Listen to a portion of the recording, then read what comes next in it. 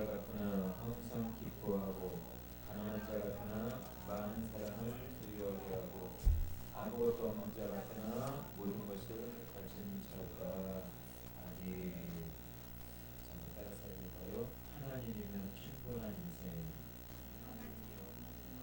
우리가 된대로 같이 우리가 예수 믿고 하나님의 자녀가 되었어요. 예수님의 하나님의 자녀가 되었는데 여기서 끝나는 안 된다는 것이죠. 다시 말해서 예수 그리스도 안에는 우리의 신분을 알아야 된다라는 거예요. 예수 믿는 나에게 주어진 하나님의 권세, 자녀된 권세를 알아야 된다라는 거예요. 그러니까 예수 믿고 끝나는 것이 아니라 나에게는 하나님의 자녀된 권세가 있어. 믿음의 권세가 있어. 라고 하는 그런 고백으로 하나님 앞에 나아가야 될 줄로 믿습니다. 자, 오늘 본문의 이 사도 바울의 고백은 가장 위대한 고백입니다. 자신의 사역과 인생을 통해서 복음의 능력이 어떠한 것인지, 복음의 진짜 능력이 무엇인지를 오늘 증언하고 있습니다. 자, 바울은 오늘 말씀에서 자신이 어떻게 성공했느냐를 말하지 않아요. 사역이 얼마나 커졌는지, 교회가 얼마나 많아졌는지, 자신이 얼마나 사람들로부터 존경받는 인물인지를 말하지 않고 있다는 거예요. 오히려 바울은요, 세상의 잣대로 뱉으면, 세상의 기준으로 보면 실패한 사람입니다. 자신의 모습이 너무 연약할 수밖에 없어요. 그런데 오늘 본문에 뭐라고 그럽니까? 근심하는 자 같고 가난한 자 같고 아무것도 없는 자 같은 그런 인생이지만 바울은 여기서 멈추지 않습니다. 바울은 영적 칠상을 선언하고 있지요.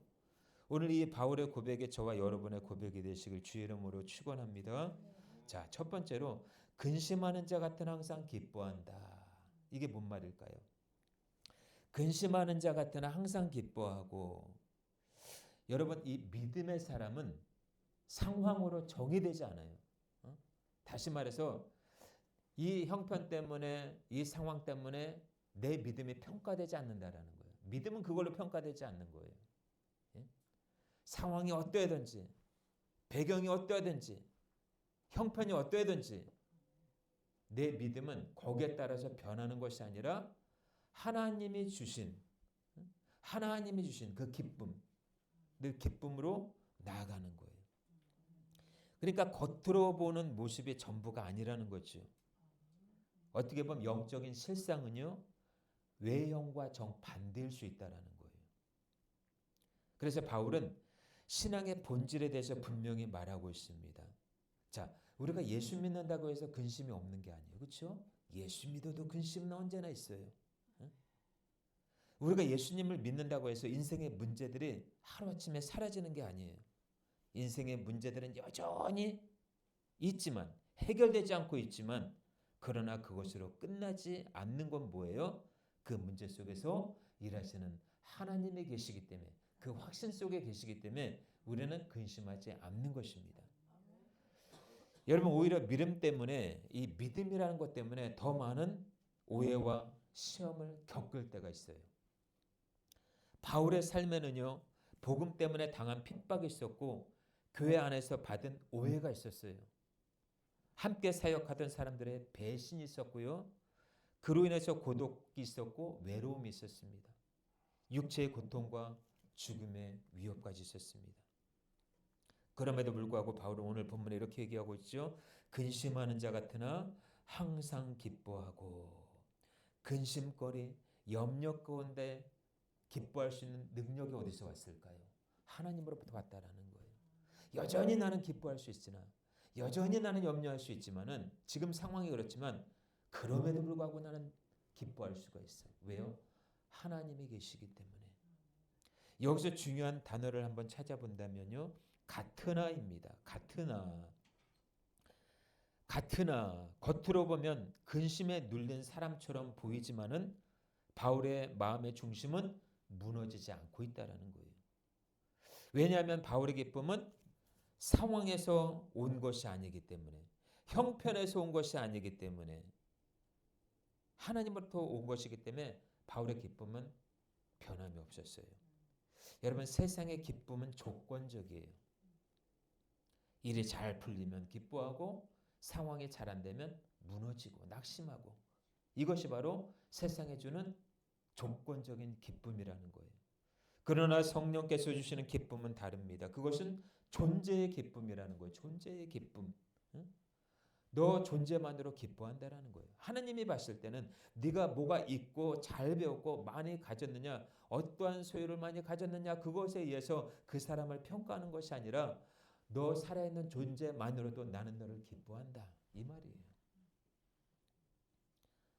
환경과 상관없이 하나님과의 관계에서 흘러나오는 기쁨, 이것이 진정한 기쁨인 줄로 믿습니다. 그래서 바울의 기쁨은 감정이 아니에요. 영적인 고백에서 나온 기쁨입니다. 나는 하나님의 손안에 있다. 내 인생은 우연이 아니라 하나님의 섭리 가운데 있다. 이 확신이 바울을 붙들었던 거예요. 이것이 바로 하나님을 인격적으로 만난 사람의 고백인 줄로 믿습니다. 사랑하는 성도 여러분, 오늘 우리의 삶도 다르지 않습니다. 때로는 자녀 문제로 마음이 아파할 때가 있죠. 무너질 때가 있습니다. 경제적인 부담으로 숨이 막힐 때가 있어요. 직장과 사업장과 인간관계 속에서 상처받을 때가 있는가 하면 여러 가지 이유로 인하여 내 마음이 편하지 못할 때가 있습니다. 믿음이 있다고 해서 근심이 사라지는 것은 아닙니다. 그러나 오늘 말씀은 분명하게 말하고 있습니다. 근심이 있어도 중심은 흔들리지 말라라는 거예요. 근심은 있어도 중심을 빼앗기지 말라. 눈앞의 문제보다 그 문제보다 크신 하나님을 바라보라고 하는 말씀이에요. 우리는 하루하루를 시작하면서 이렇게 고백할 수 있기를 바랍니다. 하나님, 오늘의 기쁨은 상황이 아니라 하나님입니다. 나의 상황이 좋아져서 기뻐하는 것이 아니라 그냥 하나님 때문에 기뻐하는 거예요. 예수님 때문에 기뻐하는 거예요. 여러분, 감정이 흔들릴 때요, 즉시 잠시만이라도 기도하시길 바랍니다. 길지 않아도 괜찮아요. 그리고 기쁨을 느끼려고 애쓰지 마셔요. 기쁨을 선포하시길 바랍니다. 할렐루야. 기쁨은 기다리는 감정이 아니에요. 선포하는 거예요. 선포. 그래서 데살로니가전서 5장 16절에 항상 기뻐하라 이렇게 얘기하고 있죠. 항상 기뻐하라. 바다 위를 항해하는 배를 한번 생각해 보시길 바랍니다. 겉으로 보면 파도가 거세게 치지요. 배는 흔들립니다. 금방이라도 침몰할 것 같아요. 그런데 중요한 것은 파도가 있느냐 없느냐가 문제가 아니에요. 물이 배 안으로 들어오지 않는 이상은 배는 침몰하지 않습니다. 마찬가지입니다. 근심은 파도처럼 우리에게 몰려올 수 있습니다. 피할 수 없습니다. 그러나 그 근심이 마음 중심까지 들어오지 않게 하기 위하여 우리는 마음을 지켜야 된다는 거예요. 그 근심이 우리의 마음을 장악하지 않는 이상 우리는 무너지지 않을 줄로 믿습니다. 바울은 파도 가운데 있었지만은 하나님이라는 그 닷, 그의 중심을 붙들고 있었기에 바울은 근심하는 자 같지만은 기뻐할 수 있었다라는 것입니다. 어느 병실에 한 성도가 누워 있었습니다. 의사로부터 좋지 않은 진단을 받았어요. 준비해야 될 것 같습니다. 그 환자는 마음이 얼마나 근심이 됐겠어요. 그런데 순간 상황이 바뀌었습니다. 찬송가 413장 내 평생에 가는 길 순탄하여 잔잔한 강 같든지 그 찬송을 부르는 거예요. 이 환자가 그 찬송을 부르는 거예요. 누군가 이렇게 물었습니다. 어떻게 이런 상황에서 찬송가를 부를 수 있습니까? 환자는 이렇게 얘기합니다.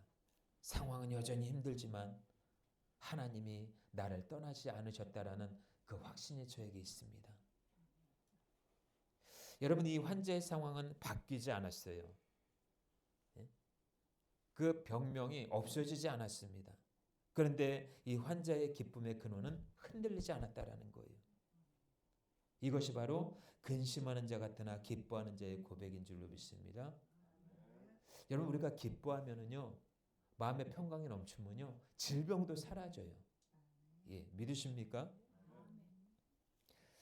자녀를 위해 눈물로 기도하는 한 어머니가 있었어요. 자녀의 길에 보이지 않는 거예요. 밤마다 이 어머니가 눈물로 밤을 지새웁니다. 겉으로 보면 누가 봐도 이 어머니에게는 근심이 많은 자예요. 그렇지만 그 어머니가 기도를 마치고 나면 이렇게 고백을 한다고 합니다. 그래도 하나님이 내 자녀를 붙드실 줄로 믿습니다. 눈물은 있었지만은요 절망은 없었다라는 거예요. 왜 그렇습니까? 어머니의 기쁨은 자녀의 현재가 아니라 하나님의 신실하심에 있었다라는 거예요. 사랑하는 성도 여러분, 기쁨은 근심이 없는 상태가 아니에요. 기쁨은 근심보다 큰 하나님을 마음 중심에 모신 상태입니다. 아멘입니까? 예, 그래서 우리는 근심하는 자 같으나 기뻐할 수 있는 것입니다. 할렐루야. 근심 가운데서도 기쁨을 잃지 마시길 주님의 이름으로 축원합니다. 두 번째로 가난한 자 같으나 많은 사람을 부유하게 하고. 자, 바울은 실제로 물질적으로 그렇게 풍족한 삶을 살지를 못했습니다. 그러나 바울은 분명히 말하지요. 나는 가난한 자 같지만 많은 사람을 부유하게 한다 이렇게 얘기해요. 이 말씀은 영적 부유의 본질을 분명히 보여주고 있습니다. 바울이 사람들을 부유하게 한 것이 무엇이었습니까? 돈이 아니었어요. 그렇다고 재산이 아니었어요. 바울이 나눈 것은 복음이었고 생명이었고 소망이었다라는 것입니다. 여러분들 이 영적인 부유라는 것은요. 나눌수록 줄어들지 않아요. 희한하죠. 오히려 더 풍성해지는 것이 영적인 부유입니다. 자, 세상은 말하죠. 이렇게 말합니다. 세상 사람들은 이렇게 말해요. 아이 그래도 가진 게 있어야지 나눌 수 있지. 먼저 나부터 채워줘야 돼. 그러나 하나님의 나라는 정반대예요. 나누는 순간 이미 부유한 자입니다. 흘려보낼 수 있다는 것 자체가 능력이에요. 증거예요. 그래서 바울은 가진 것이 없었지만은요. 바울을 통해서 수많은 사람의 구원을 받았고 소망을 얻었고 인생의 방향과 목적을 찾을 수 있었습니다. 자, 우리는 자주 이렇게 얘기합니다. 나는 아무것도 없어. 나는 여유가 없어. 내 형편이 지금 말이 아니야. 예. 그러나 하나님은 우리에게 네가 얼마나 있느냐, 너에게 얼마나 지식이 있느냐, 학식이 있느냐, 네 배경이 어떻느냐 이렇게 물어보질 않으십니다. 오히려 이렇게 물어봐요. 네가 얼마나 영혼을 사랑하느냐 이렇게 물어볼 거예요. 여러분 우리는 돈이 없어도 말 한마디로 사람을 살릴 수가 있습니다. 시간이 없어도 기도로 누군가를 부유하게 할 수 있어요. 완벽하지 않아도요. 우리의 받은 그 은혜로 누군가에게 소망을 줄 수 있습니다. 그래서 이 영적인 부유라는 것은 뭐냐? 통장에 얼마가 있느냐의 문제가 아니라 통로의 문제라는 거예요. 오늘 내가 누구에게 위로를 주었는가? 내가 누구에게 소망을 전했는가? 내가 누구에게 예수님을 전했는가? 이것이 만약에 만족이 된다면 우리는 이미 부유한 자인 줄로 믿습니다. 요한복음 6장 1절에서 13절에 보면은 오병이어의 사건이 나옵니다. 광야 한복판에 수천 명의 무리들이 모여들었어요. 그런데 어린 아이의 한 아이가 등장을 합니다. 그 아이가 가진 것은 물고기 2마리와 보리떡 5개예요. 자, 이것을 우리 예수님 앞에 올려드리는 순간 5,000명을 먹이고도 12광주리가 남았다고 성경은 기록하고 있습니다. 자, 세상의 기준으로 보면 아무것도 아니에요. 그러나 그 작은 것이 예수님의 손에 들려졌을 때 5,000명을 먹이는 그런 부의 역사가 있었다라는 거예요. 여러분 이 아이는 부자가 아닙니다. 그러나 이 아이를 통해서 많은 사람이 배부르게 되었다라는 것입니다.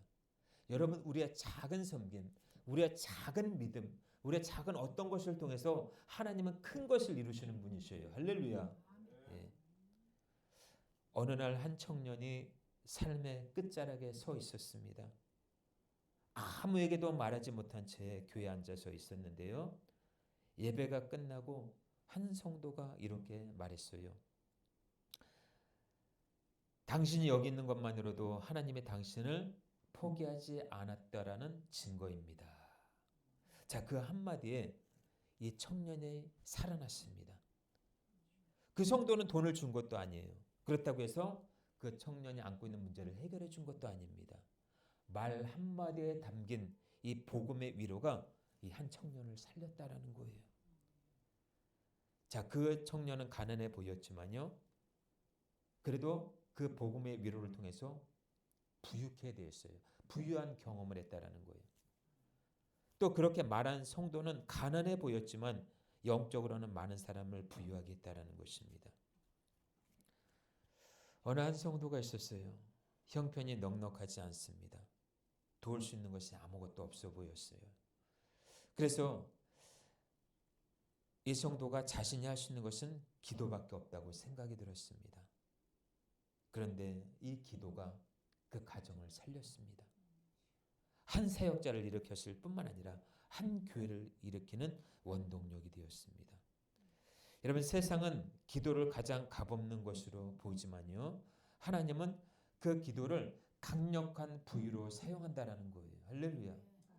그러니까 여러분이 드리는 기도, 아무것도 없어도 내가 이 한 기도, 내가 하나님 앞에 드리는 이 기도가 나의 자녀를 살리고 가정을 살리고 교회를 살리고 국가를 살리고 세계를 살린다라는 그런 믿음을 가져야 된다라는 거예요.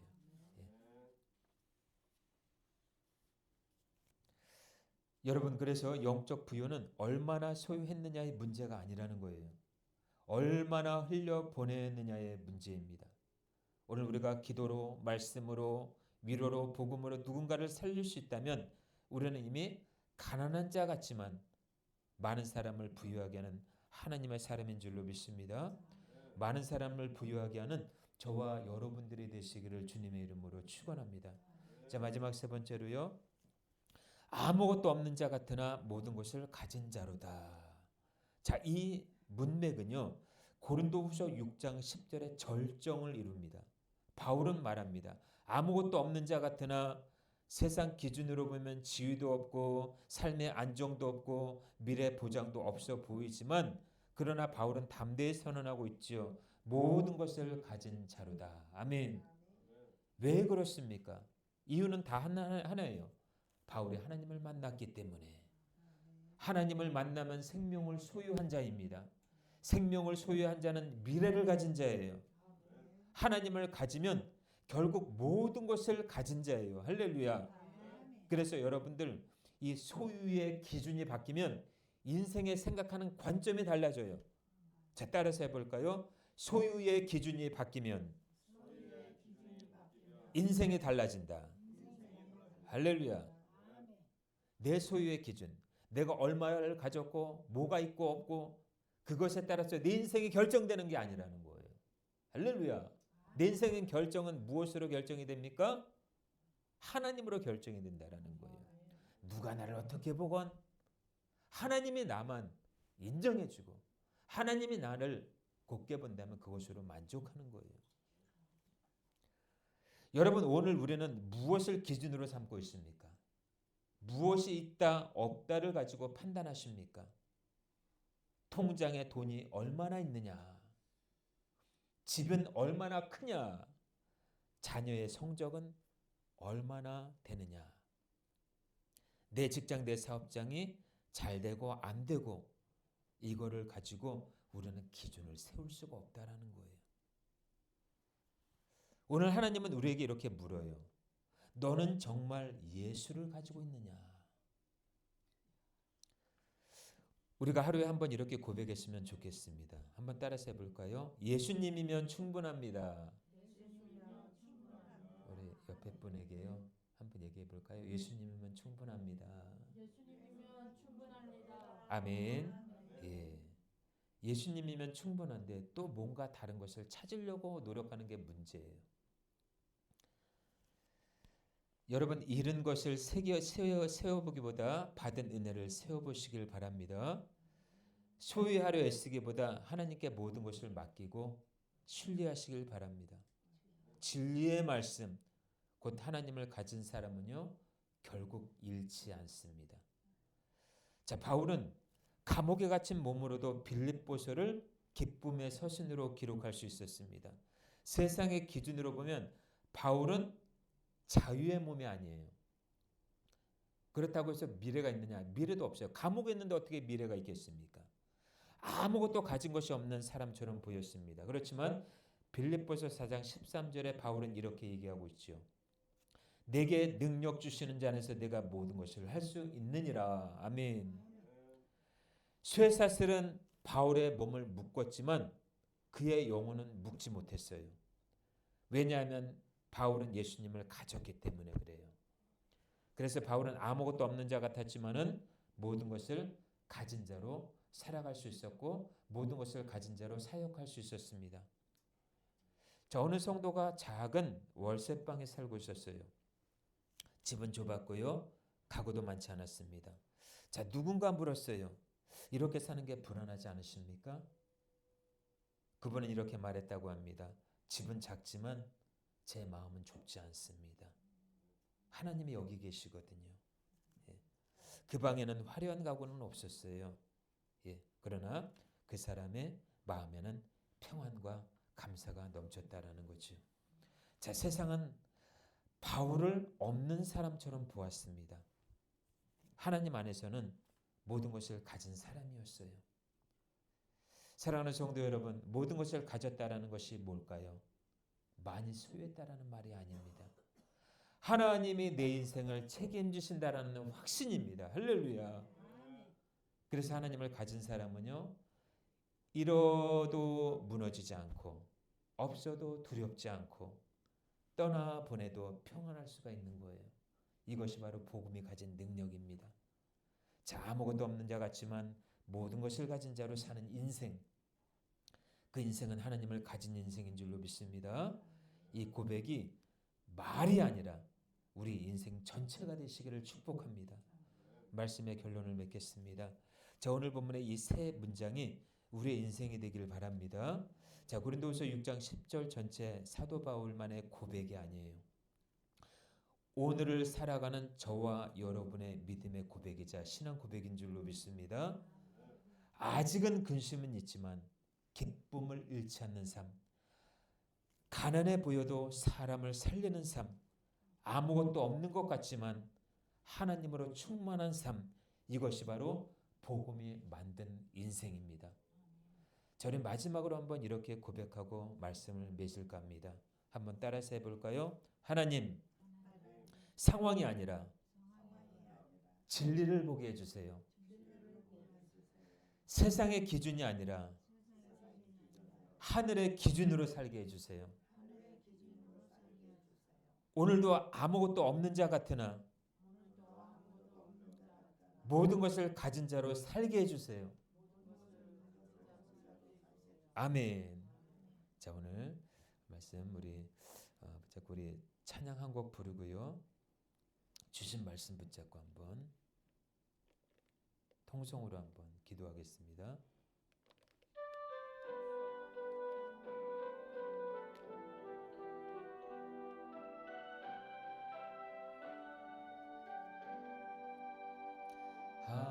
하나님의 사랑을 사모하는 자, 하나님의 평안을 바라보는 자, 너의 모든 것 창조하신 우리 주님이 너를 얼마나 사랑하시는지 하나님께 찬양과 경배하는 자, 하나님의 선하심을 닮아가는 자, 너의 모든 것 창조하신 우리 주님이 너를 자녀 삼으셨네. 하나님 사랑의 눈으로 너를 어느 때나 바라보시고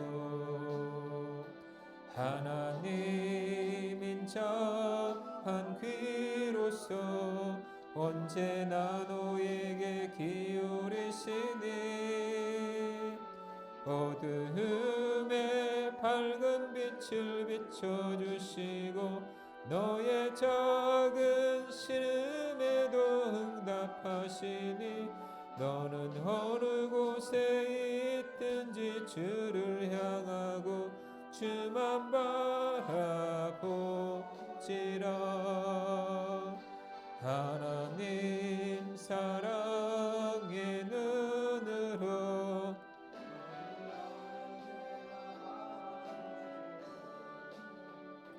하나님 인자한 귀로서 기울이시니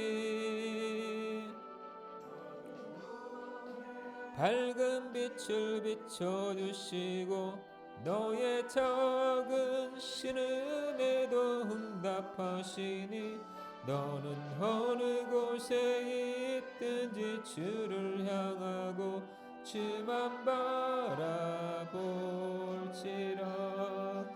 아멘. 우리 시간 주신 말씀 붙잡고 한번 기도했으면 좋겠습니다. 하나님, 나에겐 여전히 근심이 있지만은 항상 기뻐하고, 하나님, 어떻게 보면 가난한 자 같을 수 있으나 많은 사람을 부유하게 하고, 아무것도 없는 자 같지만은 주님 안에서 나는 모든 것을 가질 수 있는 자라고 고백했으면 좋겠습니다. 그럼 우리 자신을 위해서 같이 한번 이렇게 고백했으면 좋겠습니다. 그 하나님이 우리를 통해 사실 일들을 기대하며 하나님 앞에 나아갔으면 좋겠습니다. 여러분 오늘 말씀을 붙잡고 우리 같이 한번 동성으로 주 이름을 한번 부르고 기도합니다. 주여 할렐루야. 아버지 하나님, 오늘 하나님께서 베푸신 은혜 가운데 아버지 하나님으로 충분한 인생의 됨을 고백합니다. 근심하는 자 같으나 항상 기뻐하고, 가난한 자 같으나 많은 사람을 부유하게 하고, 아무것도 없는 자 같으나 모든 것을 가진 자로다. 아버지, 고백이 바울의 고백만 되지 않게 하시고 우리의 고백이 되게 하여 주옵소서. 우리의 고백이 되게 하여 주옵소서. 상황이 우리를 평가하는 것이 아니라, 상황을 따라 우리의 기준이 세워지는 것이 아니라 진리의 말씀을 통해서 우리의 기준이 세워짐을 믿습니다. 하늘의 기준으로 살게 하여 주옵소서. 하나님 공급하신 하나님의 가운데 우리가 축복의 통로로 쓰임받게 하여 주옵소서. 역사하여 주옵소서. 우리를 통해서 많은 사람이 부유케 하여 주옵소서. 우리를 통해서 죽어가는 생명들이 살아나게 하여 주옵소서. 그런 축복의 통로를 불러주셨사오니 하나님 우리를 통하여 수많은 영혼을 구원하게 하여 주옵소서. 하나님의 영광이 드러나게 하여 주옵소서. 도우실 줄로 믿습니다. 몸이 아프신 분들은 아픈 부에 손을 얹으시고, 기도 응답을 원하시는 분들은 가슴에 손을 얹으시길 바랍니다.